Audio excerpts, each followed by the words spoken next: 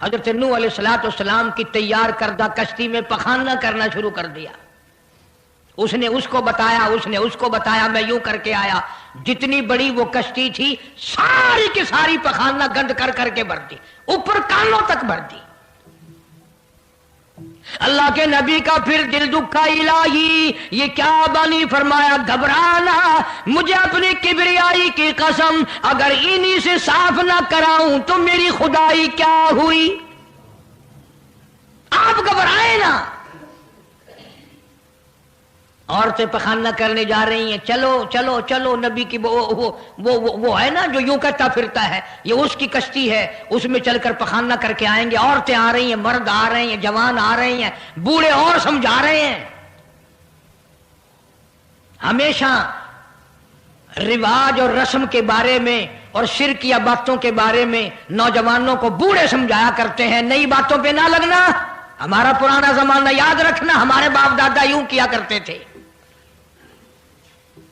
اللہ تو بڑا بے نیاز ہے. پوری قوم میں خارش کی بیماری پیدا کر دی اللہ پاک جل شانہ نے. عورتوں کو کھجلی، مردوں کو کھجلی، آگے سے پیچھے سے ہر وقت کھجاتے پھر رہے ہیں، ہر وقت کھجا رہے ہیں، خارش کر رہے ہیں. اور باوجود اس عذاب میں گرفتار ہونے کے ایک بوڑھا جو اس کشتی میں بھری ہوئی کشتی میں بھی پھر بھی پخانہ کرنے گیا. پرانا پیپا تھا نا، ہٹا ہی نہیں. چلو یوں تو تسلی کرنی تھی کہ اب تو بھر گئی، اب تو جانے دوں. کنارے پہ بیٹھ کے پخانہ کیا، کمزور جان تھی، اٹھنے جو لگا دھڑام سے اس کے اندر ہی گر گیا. اب وہ ساری جان کو جو لبڑ گیا، ساری جان جو سن گئی، خراب جو ہو گئی، جہاں جہاں پخانہ لگا وہاں وہاں سے کھجلی ختم ہو گئی. کشتی کے کنارے پہ کھڑا ہو کر کے بوڑھا آواز دینے لگا، اے میری قوم کے لوگوں آ جاؤ، کھجلی کی دوا مل گئی، خارش کی دوا مل گئی. انہوں نے کہا جی بابا جی کیا دوا؟ یہ گولی ہے، کیپسول ہے، ٹکے؟ انہوں نے کہا یہ جو کشتی میں موجود ہے نا یہ. انہوں نے کہا یہی دوا ہے، دیکھ لو میری جان کو جہاں جہاں لگ گئی وہیں سے دوا، خالی کھجلی ہٹ گئی، خارش چلی گئی، باقی جگہ میں نے اٹھا اٹھا کے ملا ہے. پڑ گئی قوم. وہ بیوی کو بلانے جا رہا ہے، وہ بھائی کو بلانے جا رہا ہے، باپ بیٹے کو بلا رہا ہے، جلدی آ جاؤ دوائی ختم نہ ہو جائے. پڑ گئی خلقت خدا کی، دوڑ رہے ہیں، بھاگ رہے ہیں، برتن لے کے آ رہے ہیں کہ میں مل کے آؤں گا، اماں کے لیے لے کے آؤں گا.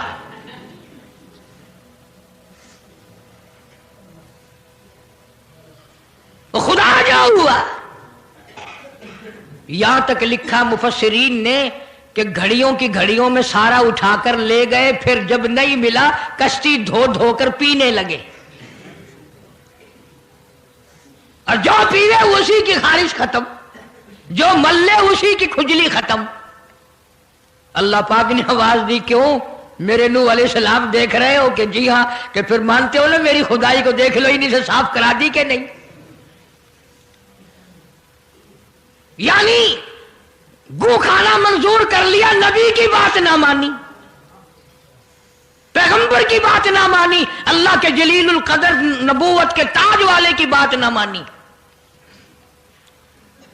آ گیا وہ وقت جب اللہ پاک جل شانہ نے عذاب بھیجنے کا وقت مقرر کر رکھا تھا، اور پھر بھی بات نہیں آئے. چھیڑ خانی کرتے تھے نوح علیہ السلام کے ساتھ. کیوں بھائی؟ وہ تو کہہ رہا تھا عذاب آئے گا، کب آئے گا وہ عذاب؟ جدھر سے گزرتے نوح علیہ السلام لوگ چھیڑ خانی کرتے ہیں. تو کہتا تھا عذاب آئے گا، عذاب آئے گا، اب تک تو آیا نہیں. انتظار کرتے کرتے ہمارے سبحان بال ہو گئے، وہ آئے گا کب؟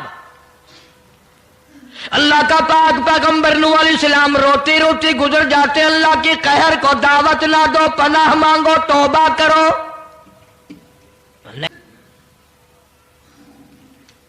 فلا تسألنی ما لیس لک بہ علم انی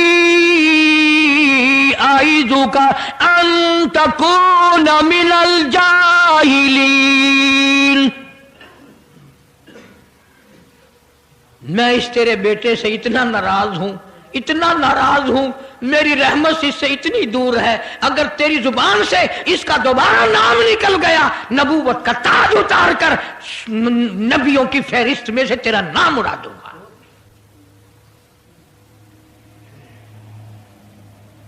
सारी बातों का हल हो गया कि नहीं?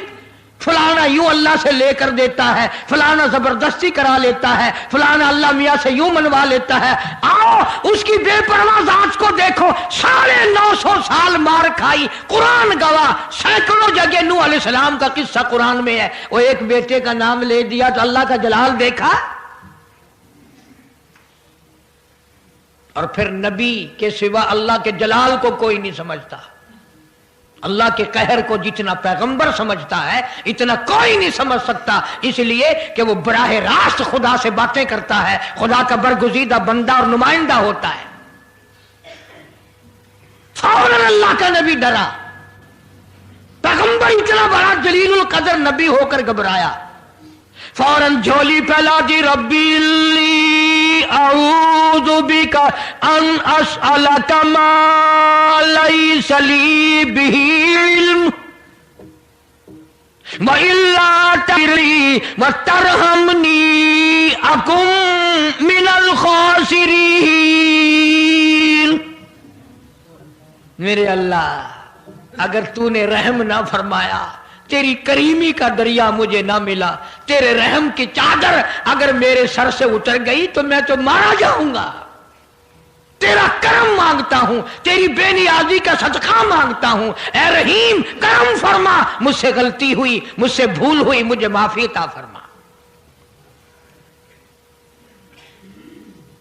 कुरान करीम ने तफसील के साथ वाकयात जिक्र करके ये बात समझा दी कि मुझे कोई मजबूर नहीं कर सकता, मुझ पर कोई जबर नहीं कर सकता, कोई वली, कोई पैगंबर। अब ये तो उस नबी की बात है जिसका कुरान ने सैकड़ों जगह जिक्र है कि एक बेटी की बात कर दी तो अल्लाह पाक की तरफ से झिड़की मिली, धमकी मिली कि अगर दोबारा नाम लिया तो नबूवत से मैं तुम्हारा नाम काट दूंगा। तो मेरी तेरी क्या हस्ती है? मैं और आप कौन होते हैं ये बातें करने वाले कि फलां यूं कर देगा, फलां यूं कर देगा? कोई भी कुछ नहीं कर सकता। खुदा की कसम, कुरान की रोशनी में जमीन का एक जर्रा अपनी जगह से उड़कर दूसरी जगह नहीं जा सकता जब तक वो बेनियाज उसको इजाजत न दे दे। ये जितने दरख्तों के पत्ते हैं ये सारी उस मालिक की पैदावार है। ये जितनी जमीनों में से गल्ले, ये सब्जियां, तरकारियां तुम खा रहे हो, ये सारी की सारी उस मौला की पैदावार है। ये सितारे उसकी पैदावार है, तुम उसकी पैदावार हो, तुम्हारे बाप दादे उसकी पैदावार थे। और वही मौत भेजता है और वही बर्बाद करता है, वही आबाद करता है। इसलिए अंबिया अलैहिस्सलाम के वाक़यात सुना सुना कर मेरी ये कोशिश है कि आपका और मेरा अकीदा दुरुस्त हो जाए, यकीन दुरुस्त हो जाए, अल्लाह के कुरान पर हमारा यकीन जम जाए, हमारा ईमान मुस्तकिल और पक्का मजबूत हो जाए। अल्लाह पाक मुझे और आपको अमल की तौफीक अता फरमाए। व आखिर दावाना अल्हम्दुलिल्लाहि रब्बिल आलमीन। तूफान नूह के नाम से पहले भी केसट है, आज भी मिल जाएगी। खुद सुनो और अपने ईमान को हर वक्त ताज़ा किया करो। बच्चों के एतकाद बनाओ, औरतों के यकीन बनाओ। औरत सैयदना नूह अलैहिस्सलाम की बीवी भी कुरान में दूसरी जगह है, वो भी जहन्नुम में गई।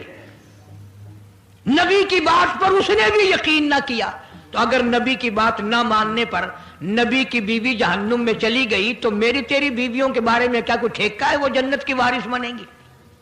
इसलिए बहन बेटियों के इत्काद दुरुस्त करो, अपने घरों की फिजा को शिर्क बिदअत से पाक करो। अल्लाह अमल की तौफीक अता फरमाए।